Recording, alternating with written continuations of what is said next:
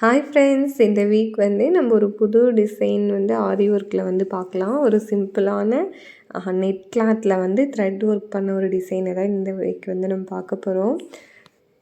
மறக்காமல் சேனலை வந்து லைக் பண்ணிக்கோங்க, ஷேர் பண்ணுங்கள், வீடியோ பிடிச்சிருந்தா சப்ஸ்கிரைப் பண்ணிக்கோங்க. This video sponsor by Moti shopping app. So வீட்டுக்கு தேவையான பொருட்களை ரொம்ப கம்மியான விலையில் வாங்கணும்னு நினச்சிங்கன்னா பை மோட்டி ஷாப்பிங் ஆப்பை வந்து விசிட் பண்ணுங்கள். வாங்க வீடியோக்குள்ளே போகலாம். ஃபஸ்ட்டு வந்து நான் ஸ்லீவ் வந்து எடுத்திருந்தேங்க.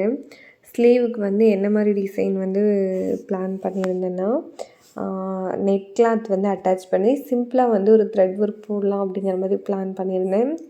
ஸோ அதை வந்து நான் ஒரு ரெக்டாங்கிள் ஷேப் ஹைட்டாக இருக்கும் இல்லைங்களா, அந்த ரேஞ்சுக்கு நம்ம 3/4 ஹேண்டில் வந்து இந்த ஷேப் இந்த சைடு வந்து ஒரு 2 இன்ச்சஸ், இந்த பக்கம் ஒரு 2 இன்ச்சஸ் மட்டும் விட்டு அதை வந்து ஒரு பாக்ஸ் ஷேப்புக்கு வந்து பார்த்திங்க அப்படின்னா நெட்டை வந்து அட்டாச் பண்ணிட்டேன்.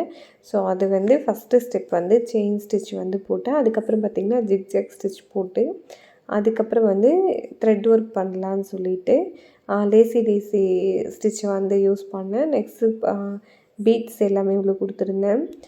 பேர்ல் மாதிரி இருக்குது பார்த்திங்களா, ஒயிட் கலர் வந்து உள்ளே கொடுத்துட்டு இடையில வந்து நார்மல் பீடு, ஓகேங்களா, கோல்டன் கலர் பீடு வந்து கொடுத்துருந்தேன்.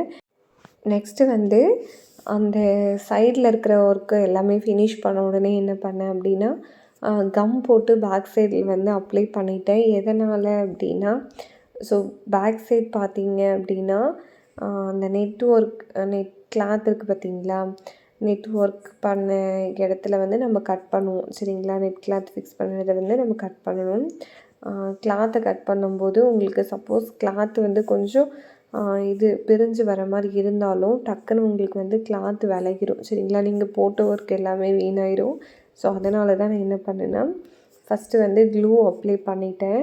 அப்ளை பண்ணதுக்கப்புறமா வந்து கொஞ்சம் காஞ்சதுக்கப்புறம் கட் பண்ணி எடுத்துட்டேன், ஓகேங்களா. கட் பண்ணி எடுத்துகிட்டு சைடில் வந்து ப்ளைனாக இருக்குது அப்படிங்கிறதுக்காக சுகர் பீட்ஸும் அதுக்கப்புறம் பார்த்திங்க அப்படின்னா ஸ்டோன் எல்லாமே வந்து ஒட்ட வச்சுட்டேன்.